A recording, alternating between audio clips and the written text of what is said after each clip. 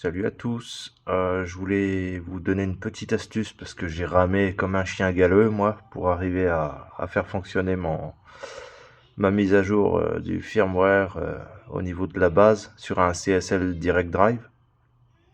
Et j'ai envoyé un ticket, j'ai pas eu de réponse, rien. J'étais à deux doigts de faire une réclamation PayPal avec un retour produit. Et finalement, j'ai réussi à trouver la solution. En fait, quand tu lances la mise à jour, il te met systématiquement une erreur et il te dit de reconnecter correctement le volant.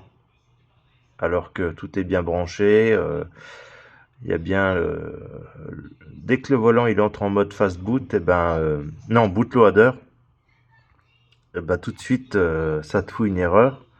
Donc j'ai cherché un peu et au final tu vas dans Programme, tu vas sur Fanatec Wheel FW, tu descends,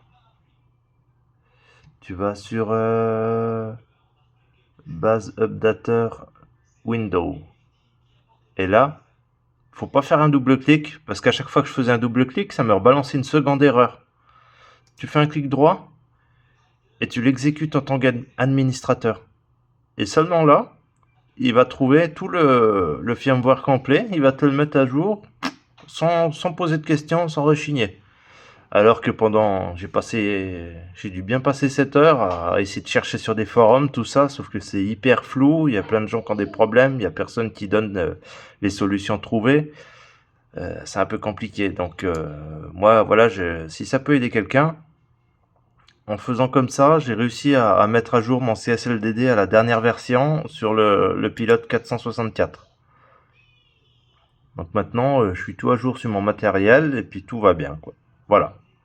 Et si toutefois ça coince et qu'il faut mettre une version antérieure sur le site touslesdrivers.com, et ben, tu peux retrouver quasiment tous les pilotes Fanatec. Parce que sur le forum Fanatec, des fois ça te met un truc à la con, site non sécurisé, tout ça, et ça veut pas télécharger. Alors que là, j'ai pu récupérer quasiment tous les packages parce que pendant 7 heures, je me suis amusé. J'ai récupéré de la version 336 jusqu'à 464, quoi.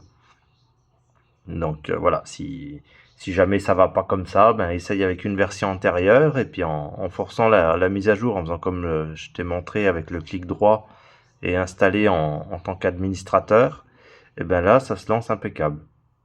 Voilà. Si ça peut servir à quelqu'un, c'est cadeau.